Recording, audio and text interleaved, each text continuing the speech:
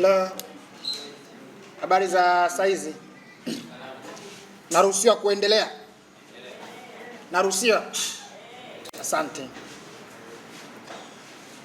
Ndugu waandishi wa habari, asanteni sana kwa ujio wenu siku ya leo. Leo tumekutana hapa kwa jambo moja mahususi, na jambo la leo ni kuhabarisha umma wa Tanzania na watu mbalimbali juu ya kufungua mashtaka dhidi ya Clayton Revocatus Chipando, kwa jina maarufu anajulikana kama Baba Levo, kwa kunichafua, kunidhalilisha, kunivunjia heshima, kutweza utu wangu na kuongea uongo dhidi yangu. Ndugu waandishi wa habari na Watanzania, nakumbuka kwamba nikiwarudisha nyuma mwaka 2018 nilipatwa na madhila ya kutekwa nikiwa mwanafunzi wa chuo kikuu cha Dar es Salaam tarehe 7 mwezi Machi mwaka 2018, na baadaye nikatupwa Iringa katika kiwanda cha Pareto, nikasaidiwa na wananchi wa Iringa, wilaya Mafinga, Mufindi, na kupelekwa katika kituo cha polisi cha Mafinga. Nilipofika kituoni mwaka 2018 nilichukuliwa maelezo, lakini baada ya kuchukuliwa maelezo ndani ya dakika 30 nilibadilishwa kutoka kuwa mlalamikaji wa tukio la utekaji mpaka mtuhumiwa wa kusema uongo, nikiambiwa kwamba nimezungumza uongo, nimedanganya. Nikafunguliwa mashtaka katika mahakama hakimu mkazi wilaya ya Iringa, nikituhumiwa kwa kutoa taarifa za uongo kwamba nimetekwa, ikiwa sio kweli, kwa mujibu wa jeshi la polisi. Nikafunguliwa mashtaka kesi namba 13 ya mwaka 2018 na Jamhuri. Nakumbuka mawakili wangu walikuwa ni Jebra Kambole na Charles Luoga. Kesi iliendelea, nilitoa ushahidi wangu, niliambia mahakama juu ya tukio la utekaji lililotokea, na upande wa mashtaka waliambiwa walete ushahidi wao kwa wao kuniambia nimesema taarifa ya uongo, kwa sababu kulikuwa na maneno kusema kwamba mimi nimekwenda kwa mpenzi wangu Iringa, na mahakama ilihitaji kumuona huyo mpenzi wangu. Kwa upande wa mashtaka hakuna ushahidi wowote wa msingi waliouleta mahakamani. Ninashukuru Mungu, tarehe 5 Novemba 2018 mahakama hakimu mkazi Iringa chini ya hakimu Liadi Muhammad Chamshama ikatoa hukumu kwamba nimeshinda kesi, na ikisema upande wa mashtaka wameshindwa kuthibitisha tuhuma zao dhidi yangu za kusema uongo. Na hakimu alitumia maneno ya kwamba upande wa mwendesha mashtaka wameshindwa kuthibitisha tuhuma zao dhidi yangu, sio tu katika kiwango cha beyond reasonable doubt, ambacho ni kiwango cha juu sana cha kuthibitisha tuhuma, ila hata kile kiwango cha chini kinachotumika kwenye kesi za jinai, the balance of probability, walishindwa kuthibitisha katika hicho kiwango. Nikashinda kesi. Baadaye serikali kupitia ofisi ya mwendesha mashtaka wakakata rufaa dhidi ya hukumu ya hakimu mkazi Iringa katika ngazi ya mahakama kuu mwaka 2019 chini ya Jaji Kente Na rufaa hii ambayo nilikatiwa na serikali kwamba hawakuridhishwa na maamuzi ya mahakama hakimu mkazi Iringa chini ya hakimu Liadi Muhammad Chamshama, kesi ikaenda mahakama kuu, na mahakama kuu chini ya Jaji Kente nikashinda kesi, na Jaji Kente akatumia maneno yale yale ya mahakama hakimu mkazi wilaya ya Iringa kwamba upande wa mashtaka wameshindwa kuthibitisha tuhuma dhidi yangu hata katika kiwango kidogo cha balance of probability, kiwango kidogo cha kuthibitisha ambacho kinatumika kwenye kesi za madai. Nikashinda kesi, na kesi zote ninazo hapa, zote ninazo. Hii ni kesi ya mahakama hakimu wilaya ya Iringa, hii hapa moja, ambayo ilikuwa ni mwaka 2018. Hii ni kesi ya mahakama kuu, zote nilishinda, zote nilishinda kwa upande wa jamhuri kuto kuthibitisha chochote. Upande wa mashtaka wakakata rufaa tena 2020, wakakata rufaa kwenda kwenye mahakama ya rufani dhidi yangu kwamba hawakuridhishwa pia na maamuzi ya mahakama kuu ya Iringa, masjara ya Iringa, na kesi ikapangwa kusikilizwa tarehe 23 mwezi wa 3 2022 katika ngazi ya mahakama ya rufani, ambao majaji katika hii kesi alikuwa ni Jaji Lila, Jaji Kitusi na Jaji Mwampashi, ambao walipanga kusikiliza kesi hii tarehe 23 mwezi wa 3 2022 saa 3 asubuhi. Na tulipofika mahakamani, upande wa mwendesha mashtaka wakasimama, na hii kesi ilikuwa ni kesi rufaa namba 30, wakasimama kuiambia mahakama ya rufani kwamba mkurugenzi wa mashtaka amewasilisha maombi mbele ya mahakama kutokuwa na nia na dhamira ya kuendelea na rufaa hii na kesi hii dhidi yangu. Kwa hiyo majaji wa mahakama ya rufani wakaondoa rufaa yao hii, wakaondoa rufaa hii ya mkurugenzi wa mashtaka ambayo ilikuwa ni dhidi yangu, ikaondolewa mahakamani tarehe 23 mwezi wa 3 2022. Hilo ni tukio la kwanza la utekaji dhidi yangu mwaka 2018 na kesi ambazo nilishinda. Kwa kesi hizi zilifuta kabisa dhana na ambazo zilikuwa zinatengenezwa kwa makusudi dhidi yangu kwamba Abdul Nondo alijiteka, na mpaka sasa hakuna upelelezi wowote na uchunguzi dhidi yangu katika matukio ya utekaji niliyopata mwaka 2018. Tukio la pili la utekaji ambayo yote mimi namshukuru Mwenyezi Mungu kwa kweli, ni mambo ambayo tunapaswa tuyakemee, ni mambo ambayo tunapaswa tuyapigie kelele yaondoke ndani ya nchi yetu. Nakumbuka tarehe 1 Desemba 2024 saa 11 alfajiri katika stendi ya mabasi ya Magufuli Mbezi Luis jijini Dar es Salaam, nilitekwa na watu zaidi wa 4 walionivamia na kunikaba koromeo kiasi cha kushindwa kupumua na kunilazimisha kuingia kwenye gari aina ya nilikuza. Nilipelekwa ambapo nilikuwa sipajui, nikapigwa, nikateswa, nikaumizwa na baadaye kutupwa katika ufukwe wa Coco Beach. Baadaye nilisaidiwa na bodaboda kutoka katika ufukwe wa Coco Beach, nikapelekwa makao makuu ya chama Magomeni, na baadaye nikapelekwa hospitali ya Aga Khan ambapo nilikaa takriban wiki 1.5 nikiugua Aga Khan, nikipatiwa matibabu Aga Khan.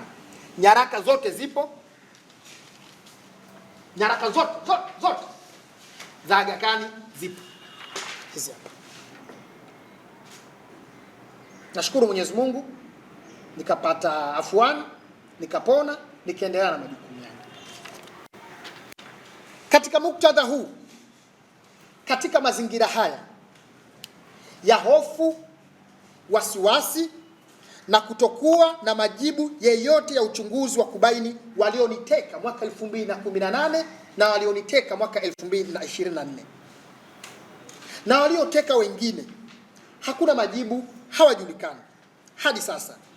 Katika mazingira ambayo matukio ya utekaji bado yanaendelea kutokea katika nchi yetu hadi sasa, katika mazingira ambayo jamii na Watanzania tunapambana kutwa kucha kutaka mamlaka kuchukua hatua madhubuti kukomesha matukio ya utekaji nchini, mtu anayeitwa Clayton Revocatus Chipando, Baba Levo, anapata wapi ujasiri, anapata wapi nguvu ya kunidhihaki, kunichafua na kusambaza taarifa za uongo dhidi yangu juu ya matukio mawili ya utekaji yaliyonitokea, akisema sijawahi kutekwa bali nilijiteka mwenyewe mara mbili, na mara ya kwanza nilikutwa Iringa kwa mpenzi wangu, na mara ya pili nilidanganya kwamba nilitekwa wakati sio kweli.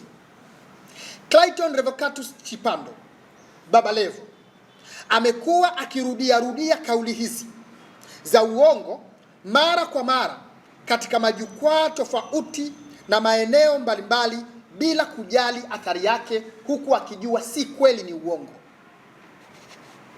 Mara ya kwanza alitamka kupitia chombo chake cha habari cha 7 Media tarehe 6 Julai 2025 asubuhi katika ofisi kuu ya 7 Media HQ Mikocheni jijini Dar es Salaam. Clayton Revocatus Chipando alitamka maneno haya ya uongo dhidi yangu huku akijua fika maneno hayo ni ya uongo. Alisema Abdul Nondo ndiyo mtu pekee ambaye aishajiteka mara mbili. Abdul Nondo mara ya kwanza, mara mbili. Muulizeni Abdul Nondo mara hizi mara mbili. Anasingizia kwamba ametekwa. Mara ya kwanza akagundulika yuko Iringa. Umenielewa vizuri? Akiongea na vyombo vya habari huku akijua taarifa hizi anazoongea si za ukweli, ni za uongo dhidi yangu. Abdul Nondo ndio mtu pekee ambaye aishajiteka mara mbili. Abdul Nondo mara mbili. Muulizeni Abdul Nondo mara hizi mara mbili. Anasingizia kwamba ametekwa. Mara ya kwanza akagundulika yuko Iringa. Umeelewa vizuri? Maneno haya anazungumza kwa ujasiri huku akijua ni uongo, na huku akijua maneno haya yana athari kubwa sana kwangu na jamii ya Kitanzania. Mara ya pili aliendelea na tabia yake hiyo hiyo. Mara ya pili alitamka kupitia kundi la WhatsApp la Kigoma Yetu tarehe 15 March 2026 kwenye kundi la WhatsApp la Kigoma Yetu mpya lenye jumla ya wanachama 462 ambao ni wananchi wa vyama mbalimbali, viongozi wa vyama mbalimbali, vijana, viongozi wa dini, viongozi wa serikali na watu tofauti. Clayton Revocatus Chipando, Baba Levo, aliandika maneno ya uongo dhidi yangu wakati nikiwa katika mjadala na mtu. Alisema, Lumenyela, unabishana na mtu ambaye alishawahi kujiteka mara mbili. Aliendelea na kauli zake za uongo dhidi yangu, na ushahidi tayari, kuna ushahidi wote juu ya kauli zake hizi ambazo alizungumza kwenye grupu la WhatsApp la Kigoma Yetu.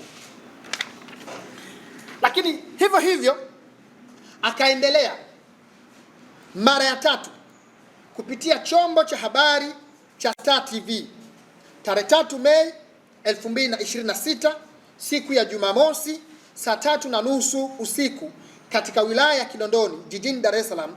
Clayton Revocatus Chipando, Baba Levo, alifanya mahojiano katika kipindi cha Medan Kuu Live kinachoongozwa na mtangazaji Chief Demba. Kipindi huwa kinarushwa Star TV mainstream. Baba Levo aliulizwa, kwa nini unaamini ya kwamba Abdul Nondo anajiteka mwenyewe?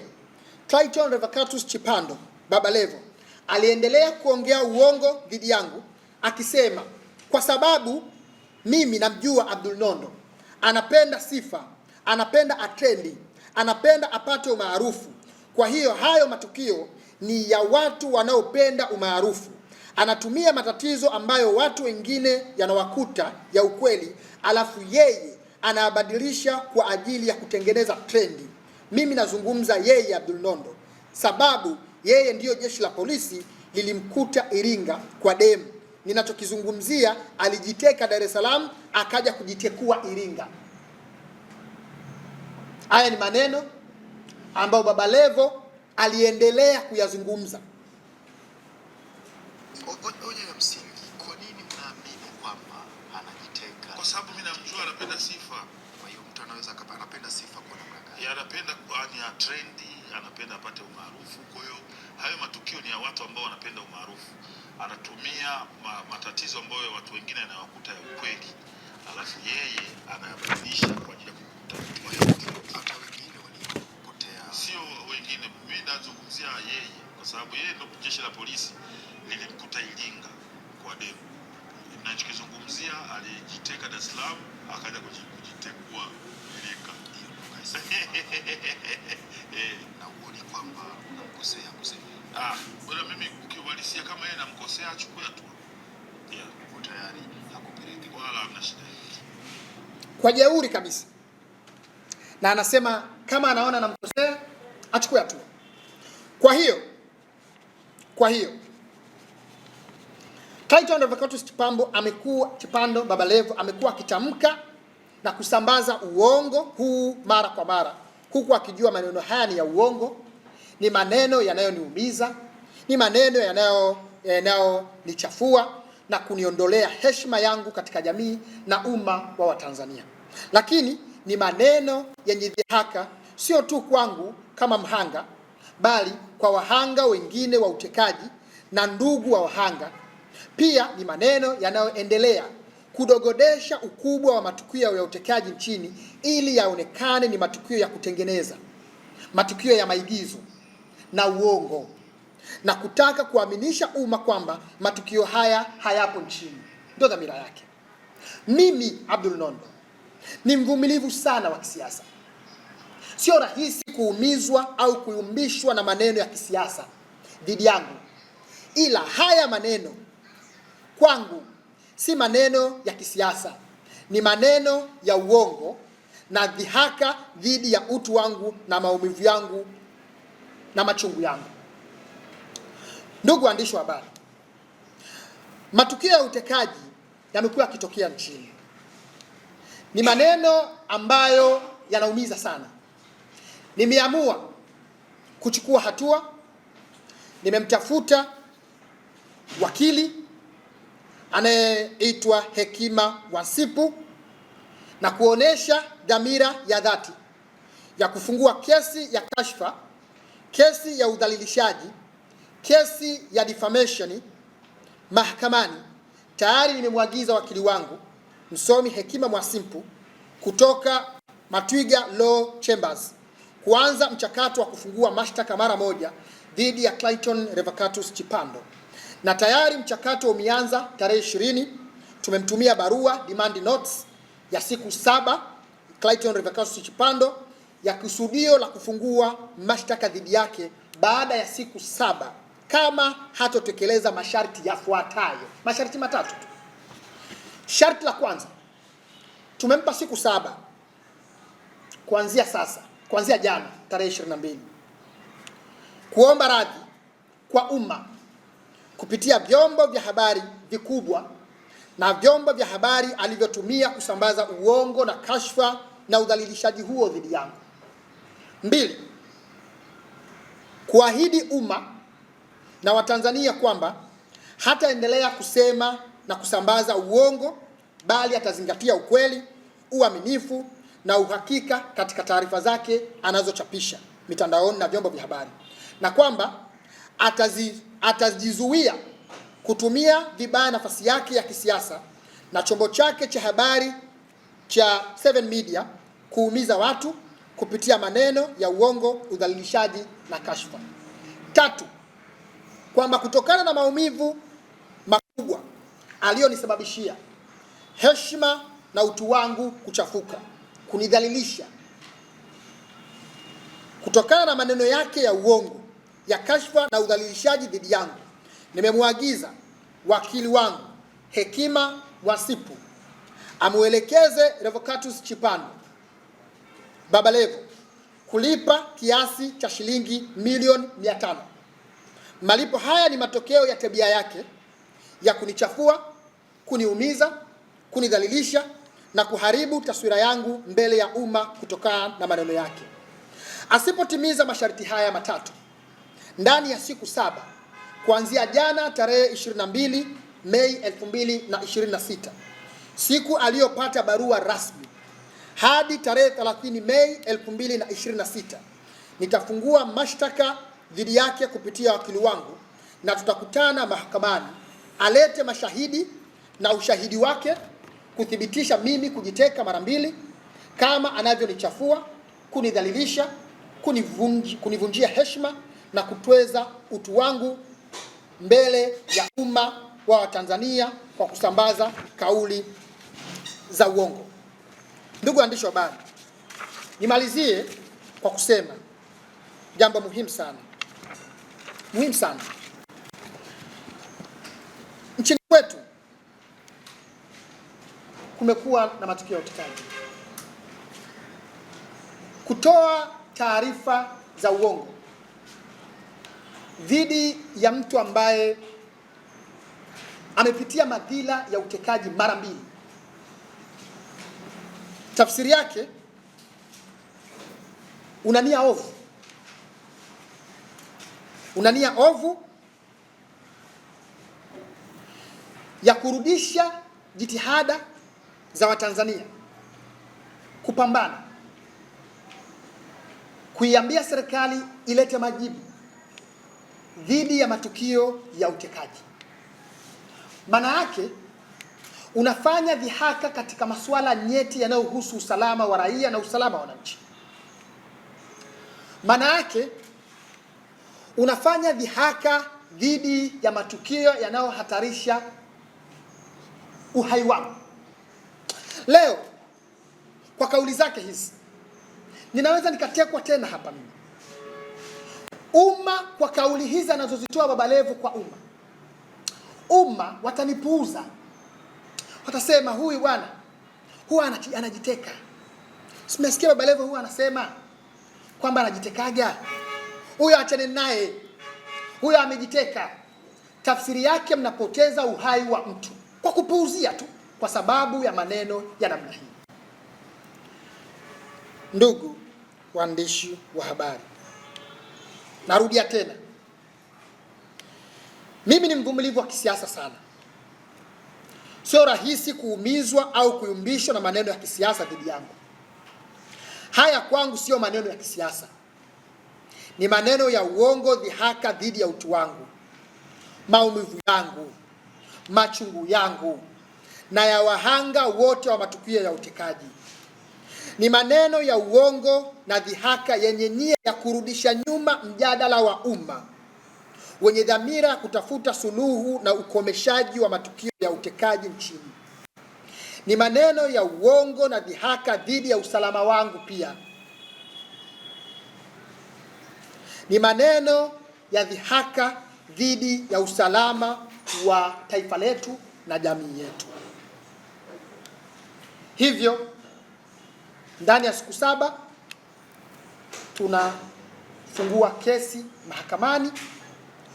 Ushahidi wote hatapaswa kuleta, mashahidi wake atapaswa kuwaleta ili kuweza kuthibitisha tuhuma zake dhidi yangu. Na hili linapaswa kuwa funzo kwa mtu yoyote kuleta dhihaka katika masuala yanayohusu usalama wa mtu, usalama wa jamii, usalama wa nchi. Niwe funzo kwa mtu yoyote anayeleta dhihaka dhidi ya uhai wa mtu, uhai wa Watanzania, uhai wa jamii yetu. Asanteni sana. Mungu awabariki sana. Shukrani.